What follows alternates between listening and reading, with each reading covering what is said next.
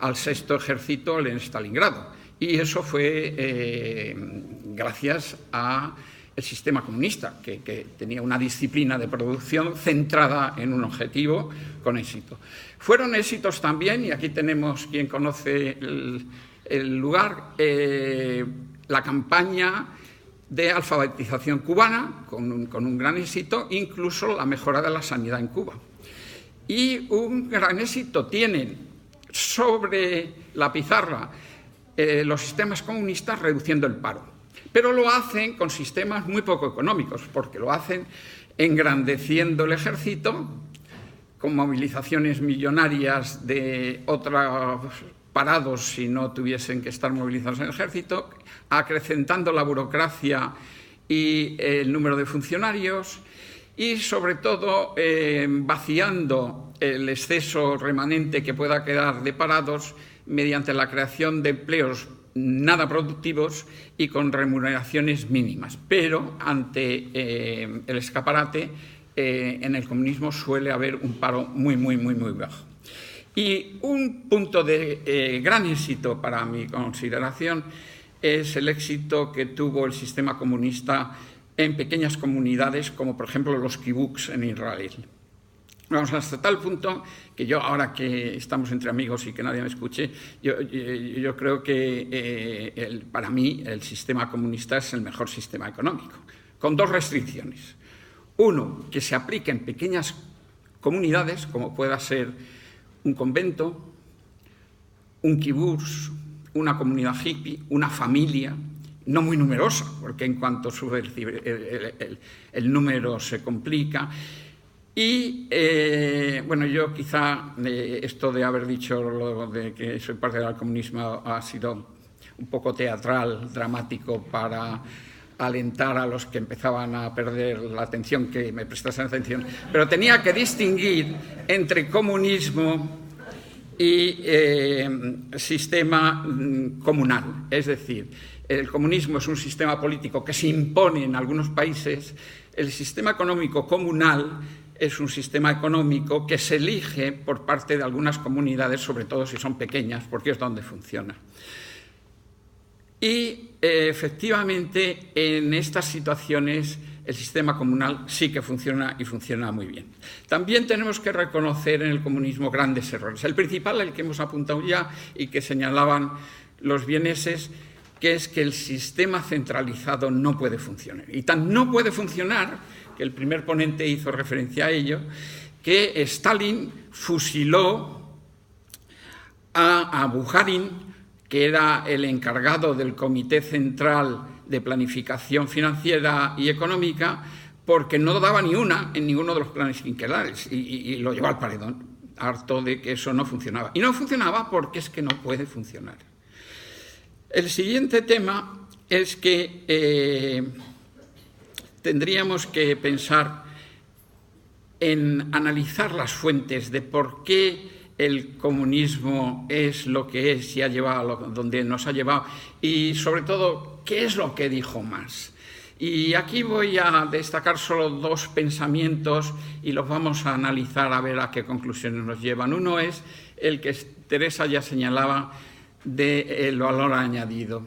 Efectivamente, en el Capital, Marx destaca que el valor añadido de las empresas es generado exclusivamente por el obrero, porque es el obrero el que, trabajando más horas de las que luego le pagan, genera ese valor añadido. Valor añadido que se traduce en plusvalía y que luego esa plusvalía el capitalista se apropia expoliando al trabajador, con lo cual el trabajador, según Marx, no trabaja como empleado del obrero, sino esclavizado y expoliado por el capital.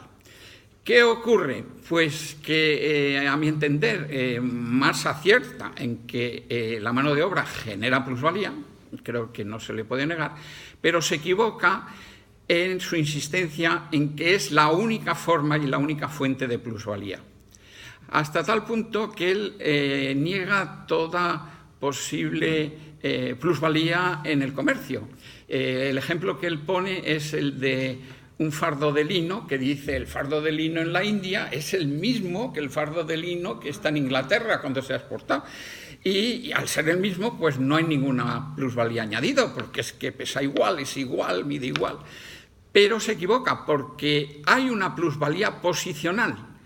Yo estoy convencido, no lo he experimentado, pero creo que la bombona de oxígeno en una nave espacial o en un submarino en avería vale mucho más en valor real que en la superficie de la Tierra.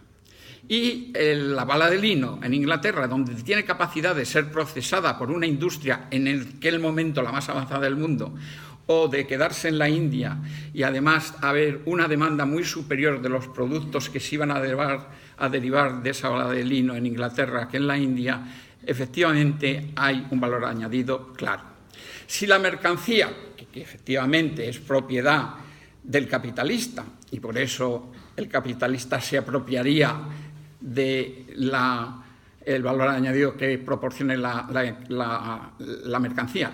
Si la mercancía son mercancías productivas, es decir, equipos, herramientas que van a su vez a producir, y si esas herramientas, queda clarísimo, si se tratan de las ahora novedosas fábricas ciegas, donde están a oscuras porque son todos robots y no hay ningún ser humano, y como no hay ningún ser humano no hay necesidad de dar la luz, pues es evidente que la plusvalía que ahí se produce no la produce la mano de obra, la produce exclusivamente los equipos, es decir, la mercancía productiva de la que es propiedad el capital.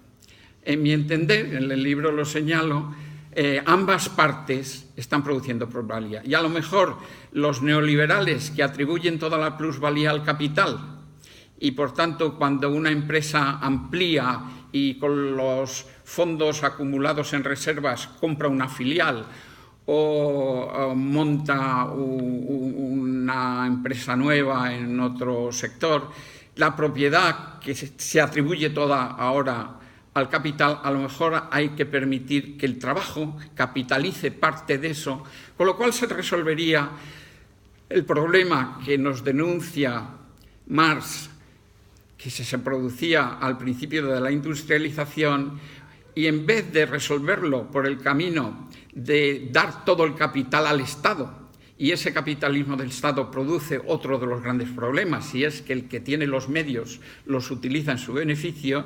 Uno de los problemas de los sistemas comunistas es que gran parte del esfuerzo y de los recursos se dedican a potenciar al Estado y a asegurar la permanencia en el mando de los que están al mando,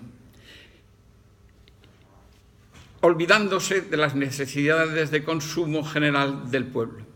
Por la vía de capitalizar el trabajo marginalmente, en vez de dar ese capital al Estado, podríamos encontrar una solución que habría que investigar para resolver ese problema que el comunismo se ve que no resuelve, pero que nosotros todavía no hemos acabado de resolver, al atribuir toda la plusvalía al capital. Y mi propuesta es que ahí habría que investigar.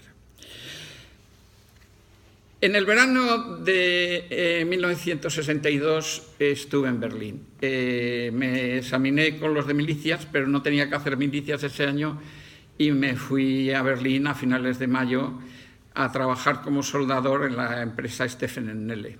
Y estuve, como habían puesto el muro unos meses antes, cruzando el muro, por una circunstancia muy particular, pero de la que estoy muy agradecido. Yo sé que en el colegio mayor donde yo vivía, pues en la misma planta mía, vivía un estudiante que acababa de pasarse del Berlín Oriental unas semanas antes. Se había escapado por un túnel en compañía de otros, hasta 40 y tantas personas, me contaba, en las que iba en esa fuga también su hermana, que estaba embarazada, y su marido. Pero al final de la escapada les descubrieron y dentro del túnel les ametrallaron a los últimos por detrás, y a su hermana le dio un ataque al corazón. El marido la sacó y tuvo un niño prematuro. Y él me pedía que llevase a su madre una foto del nieto y una medicina que necesitaba. Lo estoy recordando y me emociono un poco. El caso que yo le dije, mira, no puedo ir porque mira mi pasaporte, es para todos los países del mundo, menos Rusia y países satélites. Y dice, no, pero te dejan pasar, te dejan pasar. Digo, sí, pero si me dejan pasar es peor, porque luego vuelvo a Madrid y no me van a dejar entrar con un visado de que he estado en Alemania Oriental. Y dice, no, porque te lo ponen en un papelito, yo te acompaño. Entonces me llevó a la estación de metro de Friedrichstraße, me dio instrucciones y efectivamente rellené un papelito, me le sellaron, tuve que pagar 10 euros por el visado y pasé. Vi a la madre me estaba esperando, luego tenía otro sistema de comunicación al margen del compañero de colegio mayor, y me dio un regalo para el nieto, con lo cual pues fui el sábado y el domingo fui a ver al nieto. Y vi al nieto, a la hermana de mi amigo y al marido, y el marido me dice, oye Carlos, ¿y podrías pasar una bolsa de comida el próximo sábado para mis padres? Digo, ya puesto. Entonces fui a ver a los padres vivían con una hija, me acuerdo que se llamaba Elizabeth, y Elizabeth era miembro de las Juventudes Universitarias Cristianas. Y tenía una reunión esa tarde, ese sábado segundo, y me llevó a la reunión de las Juventudes Cristianas. Y allí, pues resulta que eran cristianas, es decir, que eran católicas y protestantes todos juntos. Y tenían muchísimas actividades, y yo me aboné a todas. Entonces, todos los sábados iba y tenía alguna reunión, alguna excursión, alguna visita a algún museo. Una vez me llevaron a la ópera, que por cierto sacaron las entradas en el gallinero, pero en cuanto cerraron las puertas nos bajamos al patio de butacas. Y digo, oye, ¿y aquí nos van a echar? Y no, si esto es del pueblo. Luego también tiene ventajas el comunismo, El caso es que de todas estas vivencias me gustaría ser capaz de ponerlas en una paleta y trazar algunas pinceladas muy selectivas para mostrar un cuadro en el que pudiésemos a través de él compartir la vivencia de cómo se vive en un país comunista de la Alemania del Este en la década de los 60. Vamos a dar marcha atrás a la moviola y volver a Friedrichstraße. Se podía pasar por dos sitios.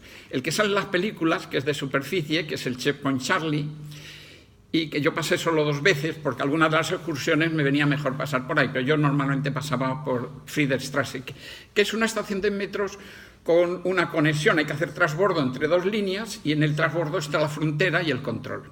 En el control no había nadie, había letreros con indicativos que te decía, coge un papel, rellénalo, ponlo en el pasaporte con 10 marcos y échalo en ese buzón. No veías a nadie, pero se veía que había cristales opacos y que ellos te estaban viendo. Tú echabas tu pasaporte con tu papelito con doble copia y tus 10 marcos, y cuando te llamaban por el altavoz ibas y te lo devolvían por otro papelito, no veías a nadie, nadie te hablaba. De vez en cuando había unas sillas pegadas a la pared, y yo siempre procuraba sentarme. Se hacía eterno siempre lo que tardabas entre que te deshacías del pasaporte y le recuperabas. Una vez llegué a estar allí más de 1 hora y media y me pasaron por la cabeza todo tipo de imágenes, porque no tenía pasaporte ni para entrar ni para salir. Total, esperaba tener algún empleo en el metro, pero me devolvieron el pasaporte.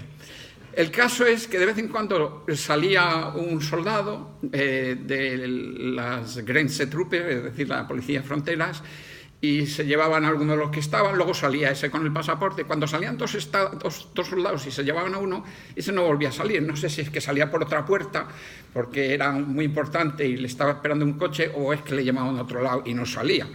El caso es que una vez pues me cogió un señor altísimo, era de 1,90 m de uniforme, era oficial, pero no sé qué graduación tendría. Me llevó a una salita pequeña que tenía una silla en el centro, con una bombilla colgando de un cable muy largo encima de la silla. Me hizo sentar en la silla, él de pie, me estuvo haciendo preguntas, dónde era, a dónde iba, qué hacía, y le dijo, porque era verdad, que iba a una reunión en el cuartel general de las Juventudes Comunistas, porque como todos los jóvenes de la sección católica por ley tenían que ser de las Juventudes Comunistas, pues también me habían invitado a algunas reuniones en las Juventudes Comunistas, que además nos daban café con unas pastitas para contarnos que el muro era defensivo para que no entrasen los americanos. y lo bueno que era y superior el sistema comunista. Y en aquella ocasión justo yo tenía reunión, con lo cual el hombre me dijo, ¿eres comunista? A mí se me escapó una sonrisa de la que me arrepentía inmediatamente. Me dije, no puedo serlo porque en España está prohibido, pero tengo muchos amigos comunistas, todos. Porque en Alemania del Este lo que hay es comunistas. Con lo cual, no solo